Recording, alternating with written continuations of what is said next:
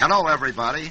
This is Jerome Koff, Regional Information Director for the Office of Price Stabilization, bringing you the latest news and views on the national battle against inflation.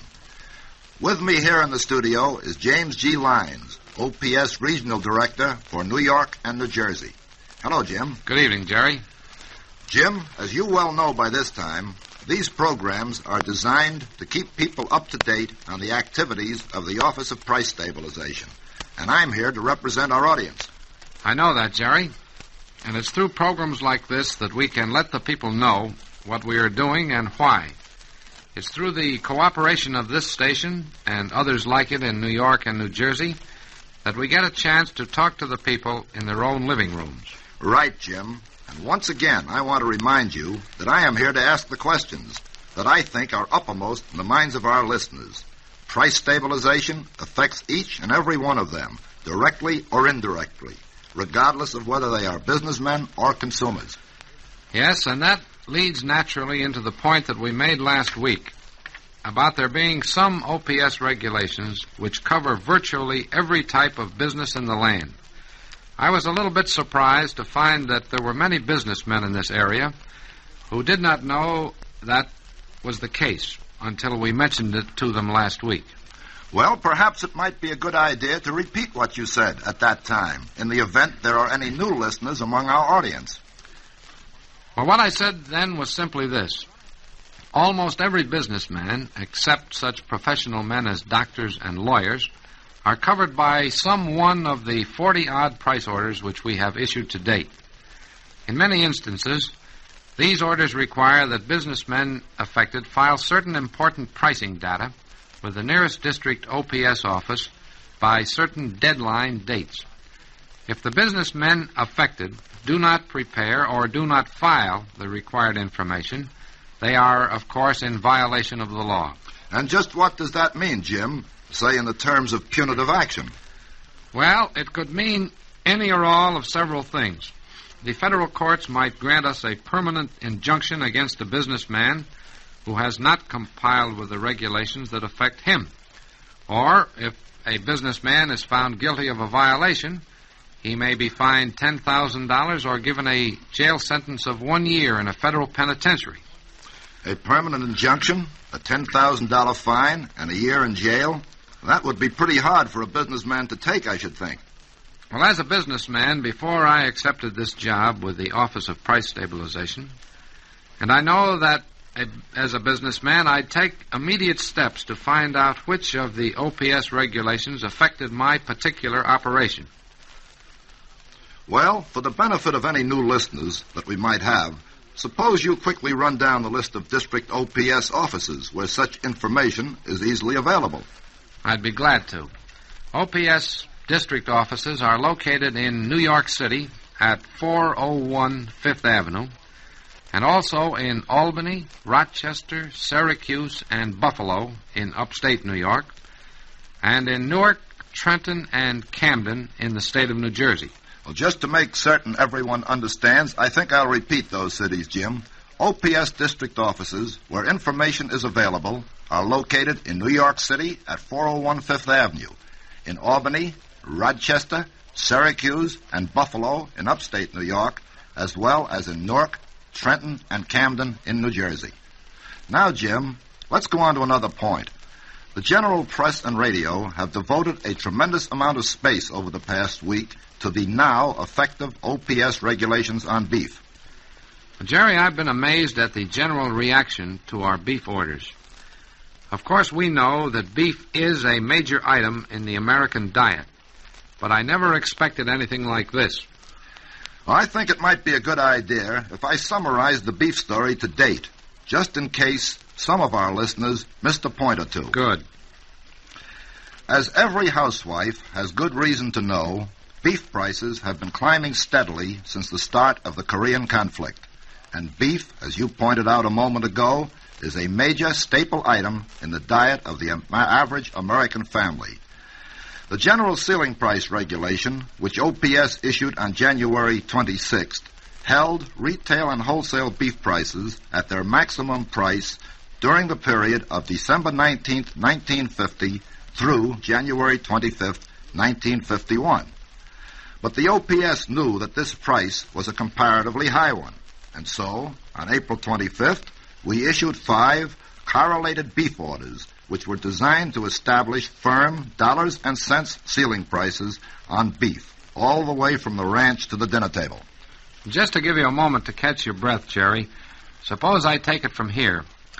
These 5 correlated orders establish the dollar and cent ceilings that slaughterers can pay for live cattle, and they set ceilings on the wholesale and retail price of beef, and they establish specific ceilings on kosher beef, and require that slaughterers file copies of their normal distribution pattern with the Office of Price Stabilization.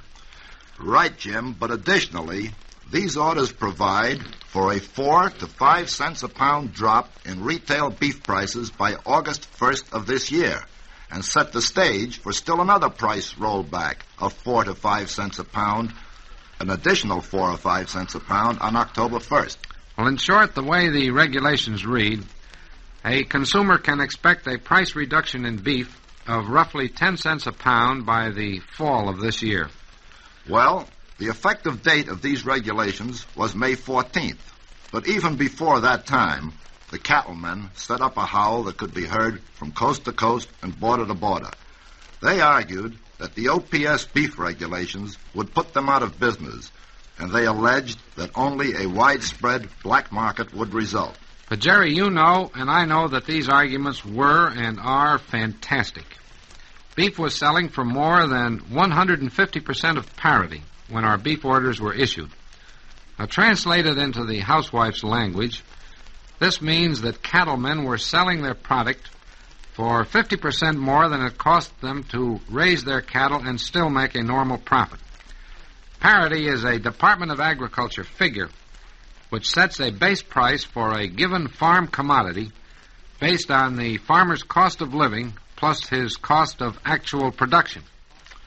Well, Jim, how do the OPS established ceiling prices stack up against current parity prices for live cattle?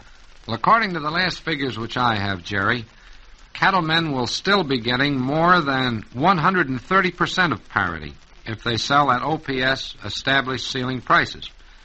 In other words, they will still be getting 30% more for their product than it cost them to produce it and still make a normal profit.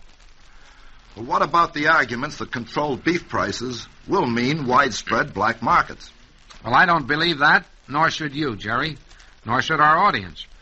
Previously issued OPS regulations required the registration of every slaughterer in the country, and the allocations order, which we mentioned before, calls for them to file their distribution patterns.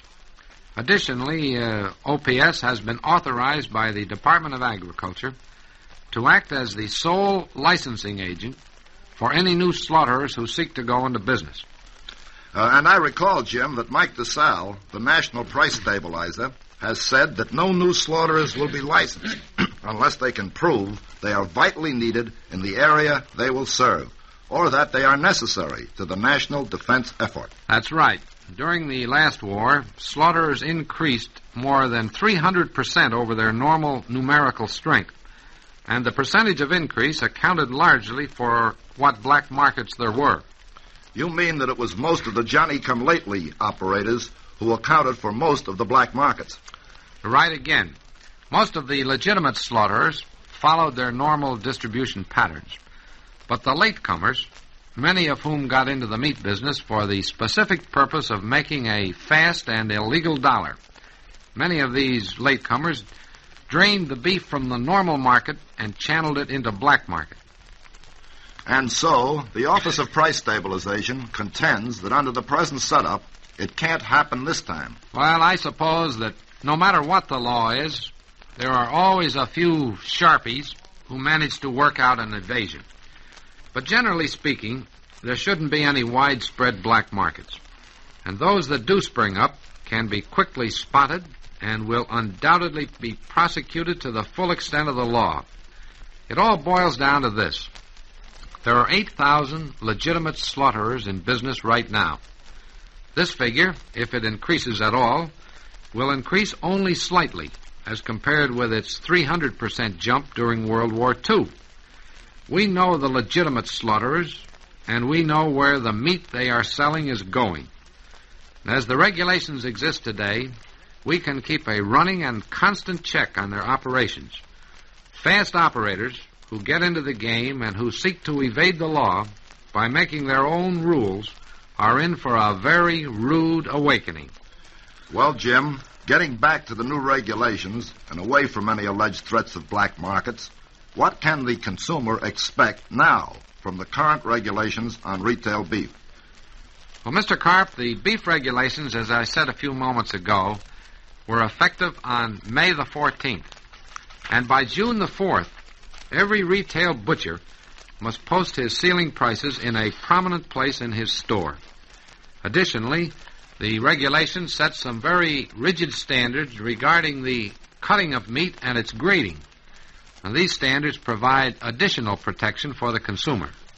Well, Jim, it seems to me that these beef regulations, about which there has been so much comment, have been drafted to serve the whole nation rather than any particular special privileged group. Yes, Jerry, the Office of Price Stabilization tries to treat everyone fairly, businessman and consumer alike. Of course, that's sometimes a difficult thing to do. We realize that all of our regulations are not perfect, but we want everyone else to know that we are aware of the imperfections that exist, and we are making every effort to see that these imperfections are corrected in as short a time as is possible. Well, speaking for myself, I've always had a great respect for the intelligence of the American people, and I think that they understand what you have just said. Americans have an innate sense of fair play, and they'll work with you every time if they think they are getting a fair break. I don't think that anyone expects to see prices rolled back to the 1940 levels, if that means that such rollbacks are going to put many men out of business and put a crimp in the economy. Of course, there are always a few who will look to their own advantage before they think of others. How will the OPS handle these people? Well, let's take the case of the current beef regulations. Sol Liebman, our New York District Enforcement Director, has said that flying squads of OPS investigators are out in the field now. Now, these investigators will check the prices butchers are charging against the maximum ceiling prices they are allowed to charge. Additionally, these investigators will seek to verify the fact that beef is correctly graded, displayed, and priced. And they will keep a constant check on the compliance of the meat industry at all levels with the existing regulations. Where these investigators find violations, they will move toward vigorous enforcement of the law. Well, that about brings us to the end of this particular edition of your pocketbook, a weekly presentation of the Office of Price Stabilization. But before concluding, Jim, I want to do one thing. I want to remind our listeners that OPS district offices are located in New York City at 401 Fifth Avenue, in Albany, Rochester, Syracuse, and Buffalo in upstate New York, as well as in Newark, Trenton, and Camden in New Jersey. Our guest this evening was James G. Lyons, Regional OPS Director for New York and New Jersey. And this is Jerome Koff, Regional OPS Information Officer for that district. Your pocketbook, produced by Bill Seilig, is a weekly presentation of the station to which you are listening.